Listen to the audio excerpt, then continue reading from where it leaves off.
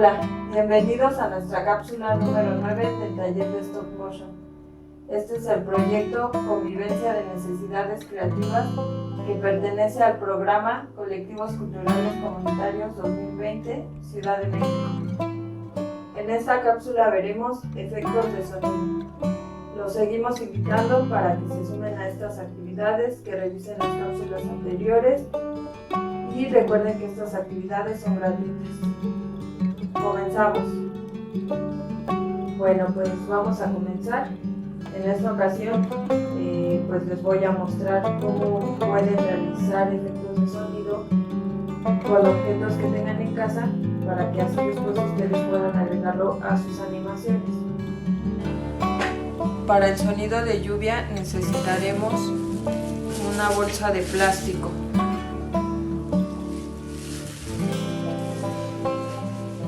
Para el sonido que nos da caminar en hojas secas necesitaremos 2 hojas de periódico.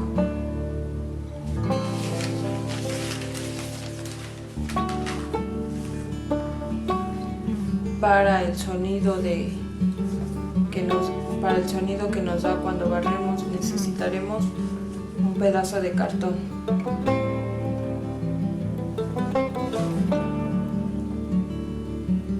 Para el sonido de viento necesitaremos la boca y las manos.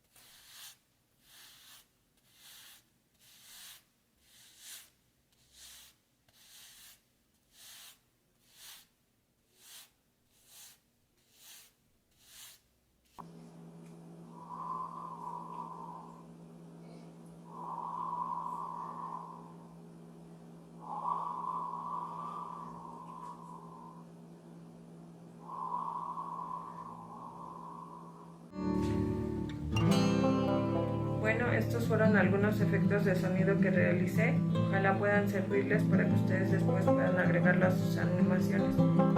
También recuerden que en internet hay páginas de efectos de sonido que pueden descargar y que son totalmente gratuitos y libres de derechos. Entonces no van a tener ustedes problemas al momento de querer descargarlos. Abajo del video les dejaré algunas recomendaciones. Muchas gracias. Bueno, esto es todo por hoy, espero les haya gustado. Coméntenos qué les han parecido las cápsulas y si quieren sumarse a las actividades, mándenos un correo o un mensaje de WhatsApp. Síganos por nuestras redes sociales y suscríbanse al canal. Nos vemos en nuestra siguiente cápsula. Muchas gracias. Hasta pronto.